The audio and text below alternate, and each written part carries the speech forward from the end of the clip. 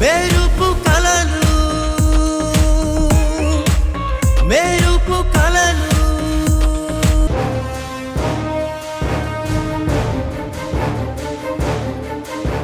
రూమ్లో వాసు లేడు, బయట బైక్ లేదు. వాసు బయటికి వెళ్ళాడన్నమాట. వెళ్ళేటప్పుడు చెప్పి కూడా వెళ్ళలేదు.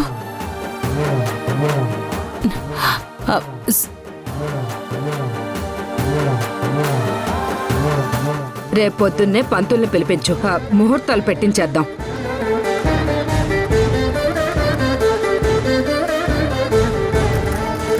వాసు,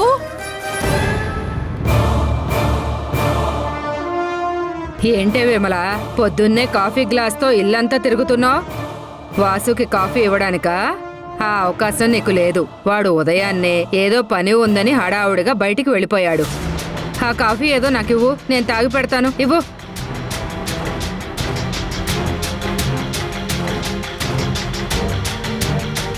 ఉదయాన్నే బయటికి వెళ్ళాడా? ఎక్కడికి వెళ్ళుంటాడు?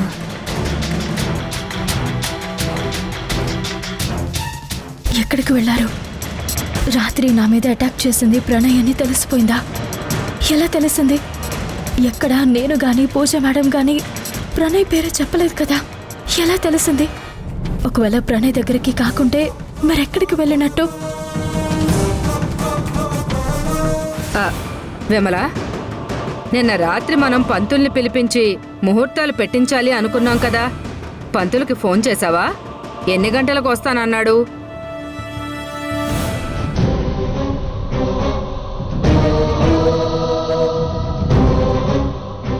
నీ మొహం చూస్తుంటే నువ్వు ఫోన్ చేయలేనట్టున్నావు. మనల్ని నమ్మి నిత్య అమ్మా నాన్నలు మనకు ఒక బాధ్యత అప్పగిస్తే అది కూడా మనం సరిగ్గా చేయకపోతే ఎలా? వాళ్ళ దగ్గర మనం తల దించుకోవాల్సి వస్తుంది. ముందు పంతులకు ఫోన్ చేయి, నేను మాట్లాడతాను. ఎదుగో ఫోన్ చేయి. తీసుకోమంటుంటే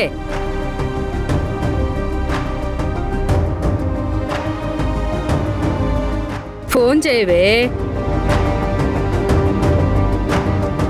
నేను నీతోనే మాట్లాడుతున్నాను, ఎదురుగా ఉన్న గోడతో కాదు. సమాధానం చెప్పు.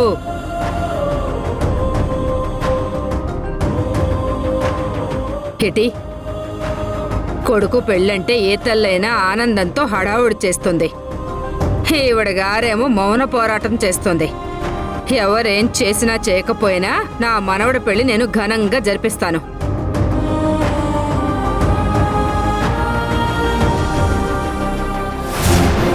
హలో, పంతులు గారు, చెప్పండమ్మా. నా మనవడి పెళ్లికి అద్భుతమైన ముహూర్తం చూడాలి. మీరు వెంటనే బయలుదేరి ఇంటికి రండి. వసంతు బాబుకే కదమ్మా, 1 గంటలో మీ ఇంట్లో ఉంటాను. సరే సరే, గంటలో మన ఇంట్లో ఉంటాడంట.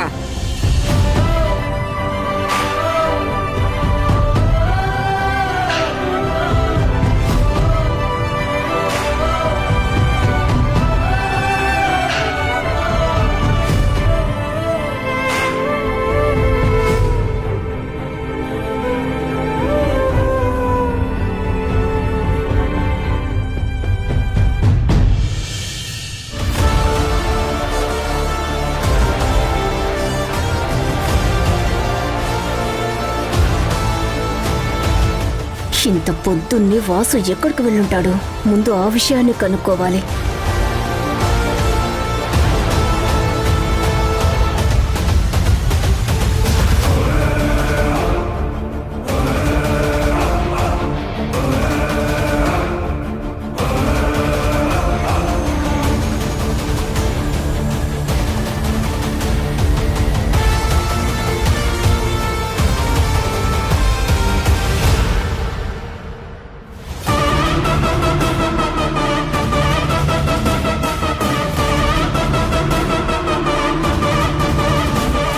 మార్నింగ్ నుండి వాసు కనిపించడం లేదు. అత్తయ్య కూడా తెలియదు అంటుంది. అవతల బామ్మేమో ముహూర్తాలు పెట్టించడానికి పంతులు గారిని పిలిపిస్తుంది. వాసు ఎక్కడికెళ్ళుంటాడు?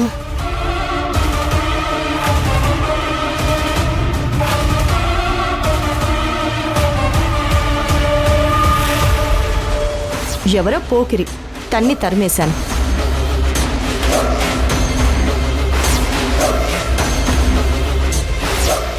ఒకవేళ అనుమానం వచ్చి అక్కడికే వెళ్ళుంటాడా?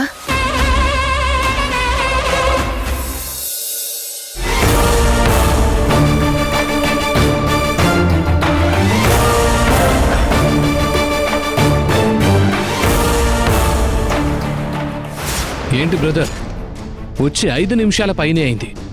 ఏం మాట్లాడకుండా అలా కోపంగా చూస్తుంటే ఎలా చెప్పు? హ? నాకు చాలా పనులుంటాయి కదా. నువ్వు నిత్యని పెళ్లి చేసుకోమని చెప్పావు, నేను ఒప్పుకున్నాను. అయినా సరే తనను నువ్వు ఇబ్బంది పెడుతూనే ఉన్నావు. నీకు ఇదివరకే చాలాసార్లు వార్నింగ్ ఇచ్చాను, అనవసరంగా తన జోలికొస్తే చంపేస్తానని. అయినా తనని ఎందుకు ఫాలో అవుతున్నావు? నిన్న ఎందుకు తనని ఇబ్బంది పెట్టావు?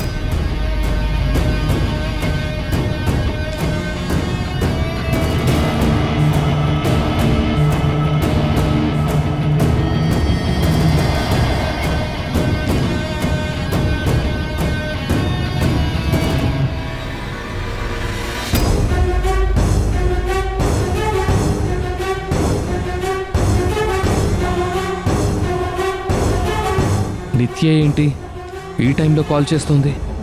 ఇప్పుడు గాని నేను హడావిడి పడ్డానంటే దొరికిపోతాను. నార్మల్గా ఉండాలి. నువ్వు తప్పుగా అర్థం చేసుకున్నావు బ్రదర్.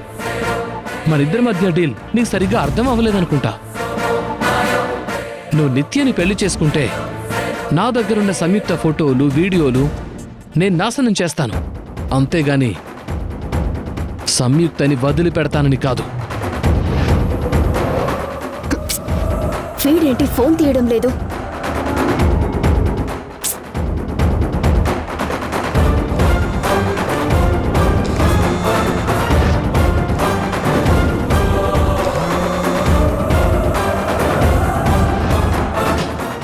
నా ప్రేమని నాకు కాకుండా చేసినందుకు రివెంజ్ కోసం నిత్యని పెళ్లి చేసుకోమని చెప్పా.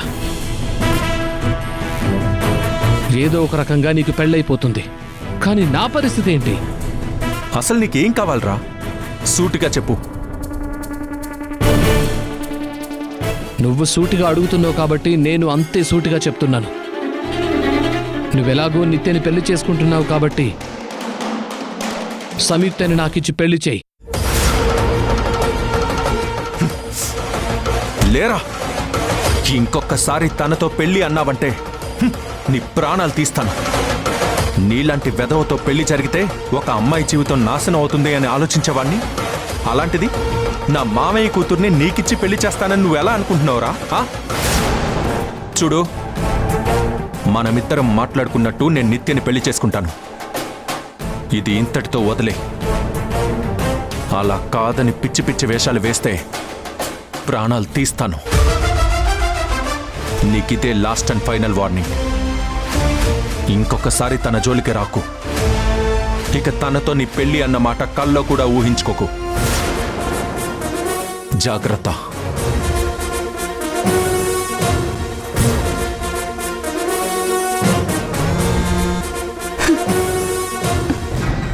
ఏమైంది వీడికి?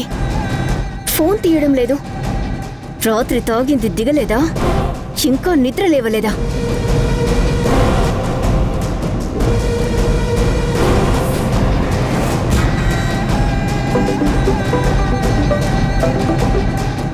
ఫోన్ చేస్తే తీయవేంటి? మార్నింగ్ నుండి వాసు ఇంట్లో లేడు. నీ దగ్గరికి ఏమైనా వచ్చాడేమోనని కాల్ చేశాను. వచ్చాడు. ఇప్పటి వరకు ఇక్కడే ఉన్నాడు. అందుకే నీ ఫోన్ నేను తీయలేదు. ఎక్కడ నీ పేరు నా ఫోన్లో చూస్తాడేమో అని నాకొకటే టెన్షన్. పొద్దున్నే నీ దగ్గరికి ఎందుకు వచ్చాడు? అంటే నిన్న రాత్రి సంయుక్త దారిలో కనిపిస్తే చిన్న కటింగ్ ఇచ్చాను. నీ బతుకు సర్వనాశనం అయిపోతుంది.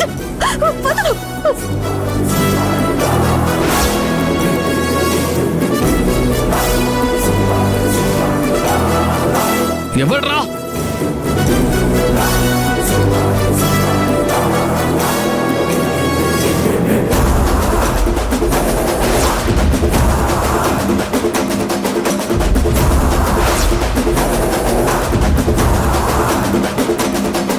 చంపేస్తాను నిన్ను. రారా. నీ పని చెప్తా. అందుకే వచ్చి చంపేస్తానని వార్నింగ్ ఇచ్చి వెళ్ళాడు. నా పెళ్లి అయ్యే వరకు నువ్వు ఇలాంటి తిక్క తిక్క వేషాలు వేస్తే నేనే నిన్ను చంపేస్తాను. మన దగ్గర లేని సంయుక్త ఫోటోస్ ఉన్నాయని బెదిరిస్తూ ఇంత దూరం తీసుకొచ్చాం.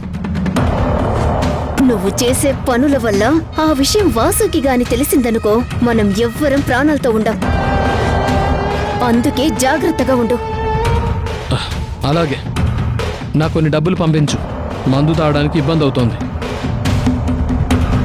సరే, నా మనిషి వచ్చి ఇస్తాడు, తీసుకో. కానీ నేను చెప్పింది బాగా గుర్తుపెట్టుకుని జాగ్రత్తగా ఉండు. అలాగే.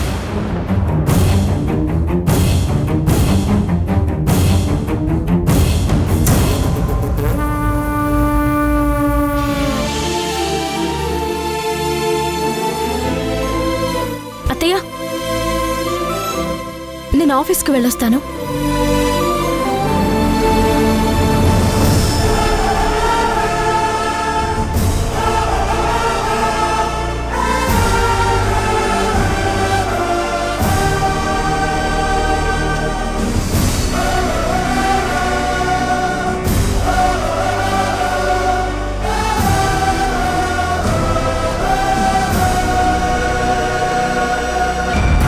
ఆఫీస్కే కదా, నేను వస్తున్నానుండు. ఈ రోజు పంతులు గారిని పిలిపించి నీ పెళ్లికి ముహూర్తం చూసి లగ్నపత్రిక రాయిస్తుంటే ఆఫీస్కి వెళ్తానంటావేంట్రా? ఈ రోజు ఆఫీస్ లేదు, ఏమీ లేదు. లగ్నపత్రిక రాసుకున్నాక పెళ్లి ఎలా చేద్దామని మాట్లాడుకుందాం.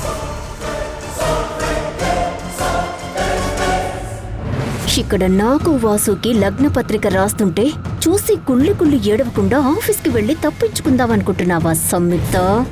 అది జరగనివ్వను. సంయుక్త, ఆగు. ఇంట్లో శుభముహూర్తం రాపిస్తుంటే నువ్వెక్కడికి వెళ్తున్నావు? ఈరోజు నువ్వు కూడా సెలవు పెట్టు.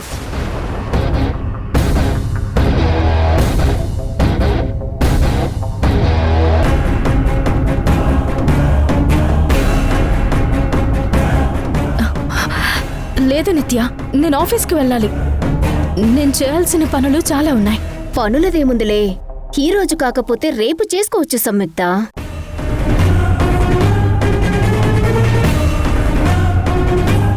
కానీ ఇలాంటి మూమెంట్స్ అన్నీ లైఫ్లో ఒక్కసారే వస్తాయి.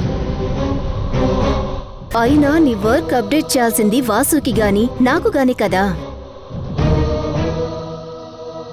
పర్వాలేదు, తర్వాత చూసుకోవచ్చు గాని ఇక్కడే ఉండు.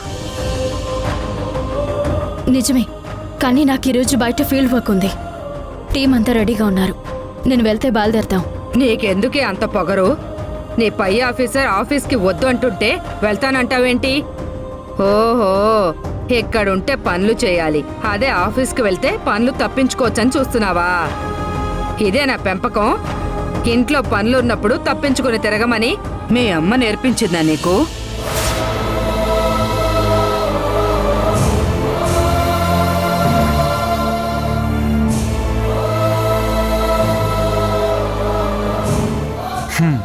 ఇప్పుడు తను ఉండకపోవడానికి అత్తయ్య పెంపకానికి సంబంధం ఏంటి నాని? నీకు తెలియదురా మనవడా, ఇలాంటి వాళ్లకు తేరగా దొరికితే తినడం వచ్చుగాని అదే ఏదైనా పనులుంటే మాత్రం తప్పించుకుని తిరగడానికి ఎక్కడలేని సాకులు వెతుక్కుంటారు.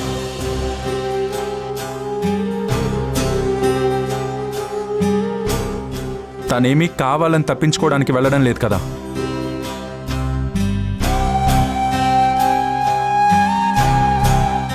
ఈ రోజు నిజంగానే ఫీల్డ్ వర్క్ ఉంది, నేనే వెళ్ళమని చెప్పాను. కాదు వాసు, ఒక్కరోజు సెలవు పెడితే ఏమవుతుంది? మిగతా టీం అంతా ఉంది కదా, వాళ్ళు చూసుకుంటారు కదా వాసు.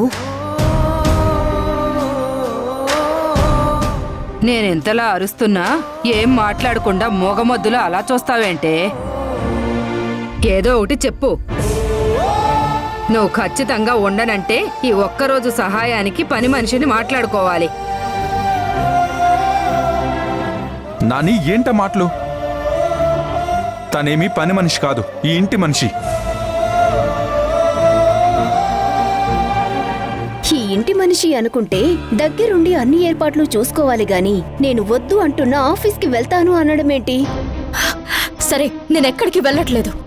నేను ఇక్కడే ఉండి అన్ని పనులు చూసుకుంటాను. చూసావుగా దాని పొగరు. అడిగిన వెంటనే ఒప్పుకోవచ్చుగా.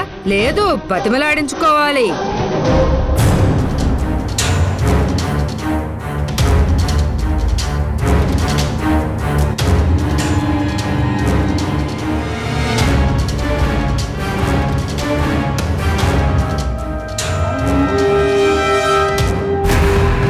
ఇప్పుడే ఏమైంది? ముందుంది మీ అందరికీ.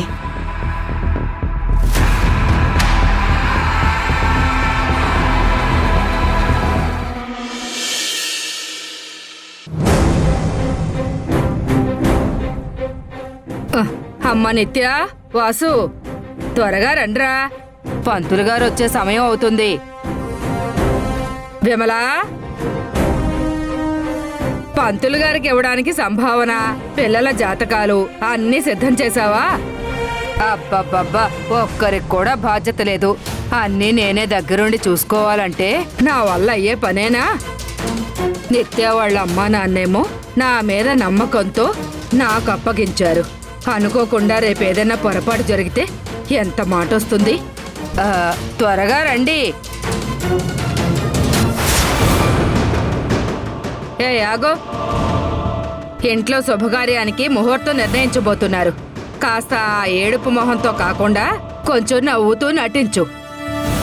ఎందుకు నాని? ఎప్పుడు చూసినా తను ఏదో ఒకటి అంటూనే ఉంటావు. దాన్ని అనడానికి నాకేమన్నా సరదా అనుకున్నావా? ఇలా ఏడుపు మొహంతో ఉంటే ముహూర్తం చూసేటప్పుడు దీని మొహం చూసిన గ్రహాలు అటు నుండి అటే పారిపోతాయి. అందుకే నవ్వుతూ ఉండమని చెప్తున్నాను.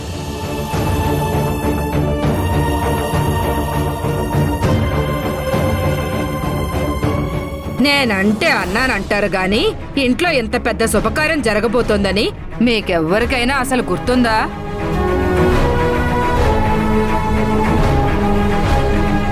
ఇది పెళ్లికి ముహూర్తం చూడ్డానికి అన్నట్టు లేదు. చావు దగ్గర ఏడుస్తున్నట్టు ఉంది.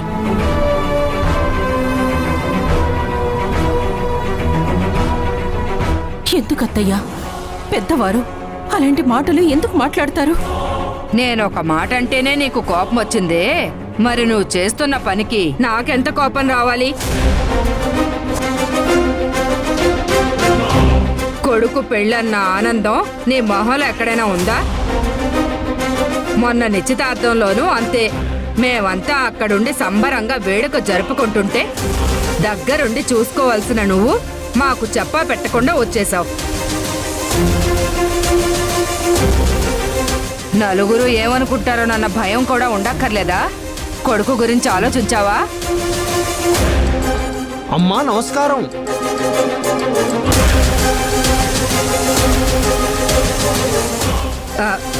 పంతులు గారు వస్తున్నారు.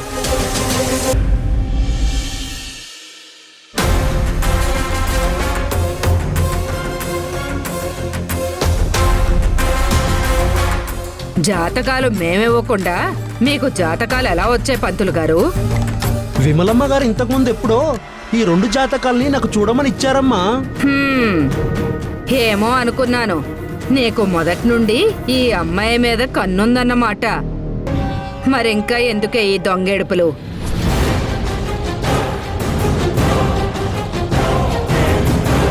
ఆ జాతకాలు చూసి ఒక బ్రహ్మాండమైన ముహూర్తం పెట్టండి పంతులు గారు. నేను మీకు 116ల సంభావన ఇచ్చుకుంటాను. 116లే? ఆ, చాలా సంతోషమమ్మా.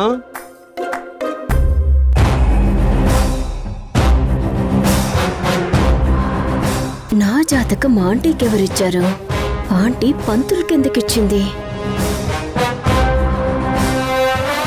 ఆహా, బ్రహ్మాండమైన జాతకాలమ్మా.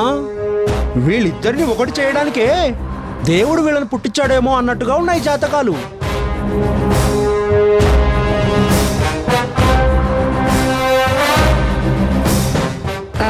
మరేమనుకున్నారు? నేను చూసిన సంబంధం అంటే ఆ మాత్రం ఉంటుంది మరి. నేను చెప్పడం కాదు, ఇప్పుడు పంతులు గారు కూడా చెప్తున్నారు. బాగా అందరూ వినండి. అమ్మా, వధువరుల జాతకాలు పరిశీలించిన మీదట సాక్షాత్తు ఆ విష్ణుమూర్తి లక్ష్మీదేవిలా కళ్యాణం గడియలో వీళ్ళ కళ్యాణం వచ్చింది.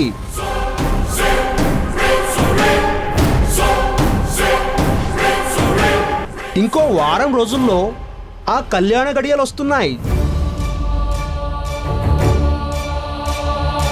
ఈ ముహూర్తానికి గనుక వీళ్ళిద్దరికి పెళ్లి జరిగితే ఆ జంట అన్యోన్యంగా కలకాలం పిల్లా పాపలతో సుఖ సంతోషాలతో ఉంటారు తల్లి.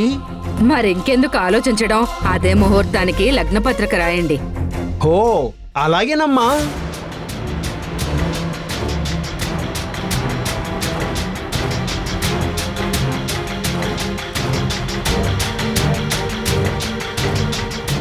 విమలమ్మ గారు, నిజంగా మీరు చాలా గొప్పవాళ్ళు.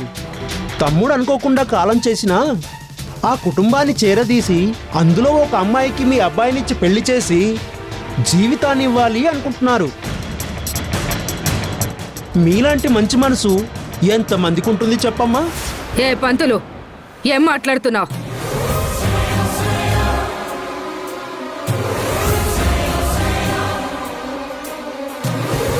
ఏమైందమ్మా? ఇప్పుడు నువ్వు చూసిన జాతకాలు, పెట్టిన ముహూర్తం ఎవరి పేరు మీద ఉంది?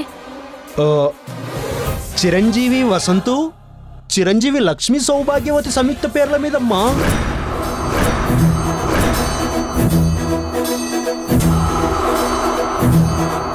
అమ్మా, లగ్నపత్రిక రాయడమైంది. అదేనమ్మా, అబ్బాయి తరపున అమ్మాయి తరపున లగ్నపత్రిక అందుకునే వాళ్ళు ముందుకు రండమ్మా.